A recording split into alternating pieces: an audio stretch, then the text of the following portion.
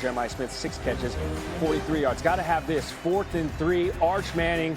You can't put it in a better place to Parker Livingstone. Randy, did it hit him in a bad spot? Oh, right in the hand. Right in both of the hands. Both of the hands. Yeah. Guess who loves it? New defensive coordinator Matt Patricia. Not his first time scheming up against the Manning during his time as DC there with the Patriots in New England. It's Manning again, 3rd and 10. Now down 14-0. 3.5 to go. This time, Livingstone squeezes it. Upon further review, confirmed it was a catch. Ooh, okay. Confirmed. Hey, got to make it close. All right. Got to make week 1 close. Texas, though, down 14-7. Texas ball, 2nd and 10. 2 to go. Uh-oh. Here comes Arch. 17-30, 170 yards. Most of which came in the second half. Most of that coming in this 4th quarter. 3rd and 5. Oh, man, got to have it. Ryan Wingo can't make up the catch. So that brings up 4th down, 4th and 5. Arch. Very strong, completes it to Andrees. No. Stopped just short of the marker. C.J. Hicks, he could smell and taste blood. Ohio State, your defending champs, improved to 5-0 all-time at home against SEC teams. They take care of Arch and the top team in the land, 14-7. Here's Coach Sark after the loss. They made Arch work. I thought at halftime, Arch having a chance to really sit and look at the tape and understand some of the coverages they were playing, I think that helped him into the second half and play. And so there's, we definitely can lean into that. The story of the game was the defense. Matt, I thought, put a good game plan together. The coaches put a good game plan together, but the grittiness of our guys running around. There's a lot we can build on here, a lot we have to improve on.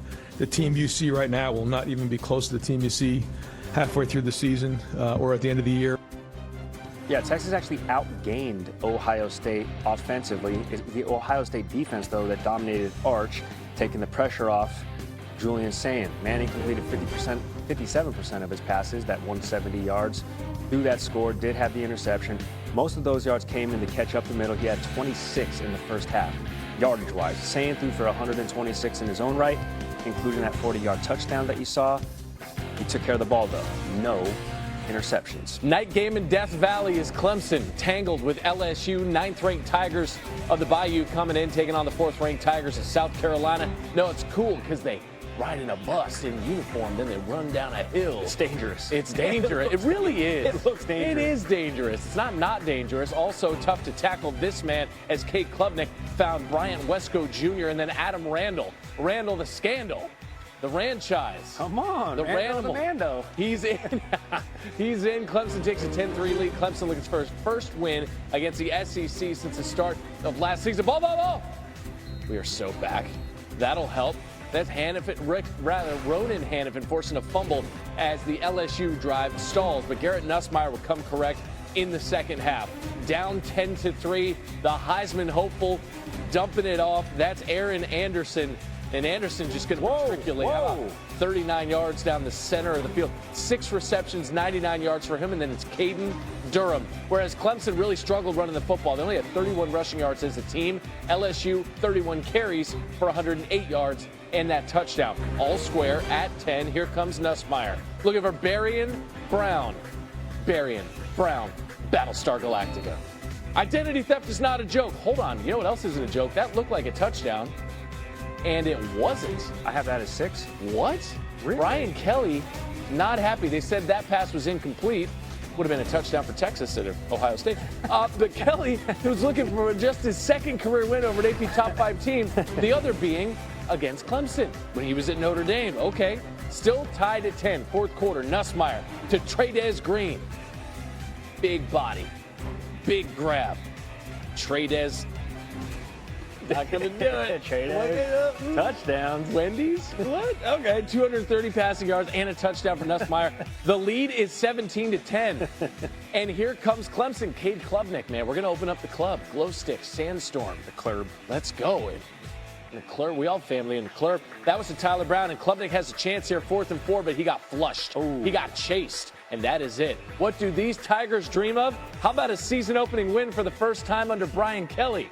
70-10 is the final. It was a historic loss for Clemson. They become the 7th top 5 team over the last 50 seasons to lose a season opener at home, and the first since Michigan's loss to App State in 2007. Their 10 points scored tied for the second fewest of the group. It's their fewest scored in a home game since 2010. So those are those two top 10 teams that took an L. This was the third. Bama, 8th in the country, taking on an unranked Florida State team.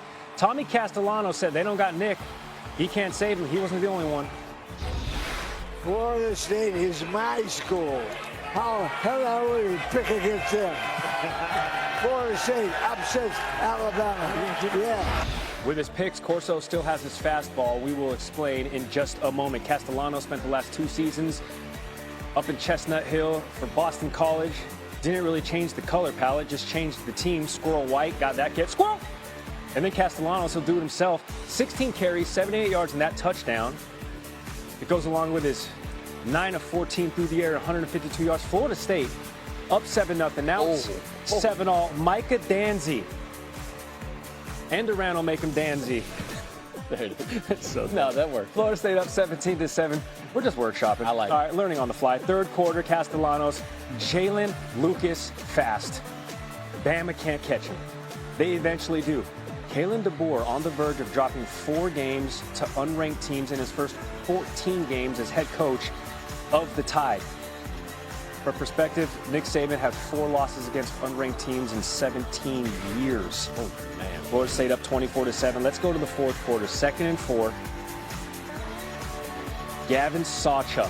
He'll do it himself and then gets the push. That breaks the plane. Florida State up 31-17, 230 rush yards, 4 rushing scores. Last season, they didn't have any 200-yard rushing games. Last chance for the Tide, down 2 scores, 4th and 10. Ty Simpson, your new starter, comes up that short. Comes up that short to give the Tide new life. And that is how an unranked Florida State team takes care of business against I saw that Bama. kid. Yeah, he was the meme. He was the meme. Florida State rushes the field. And you know what? You should feel good, Tallahassee, 31-17. This is the aforementioned Lee Corso picks. In his final appearance on game day, and what a day it was, he picked the Noles, LSU, and Ohio State to win. They all did. In addition to that, Coach Corso played or coached for 6 schools in his career. All 6 of those schools won on Saturday. That was a defensive performance for Ohio State. Roman Harper with us. Hey, the lasting impression for Matt Patricia and that OSU defense, what is it that's making its impression on you this morning? Randy, good morning. For me, it really, you got to give Matt Patricia so much credit. He didn't do just a good job, but a great job in designing different type of pressures, delayed blitzes, and a lot of post-snap movement from the secondary that really confused Arch Manning and this Texas offense all day long.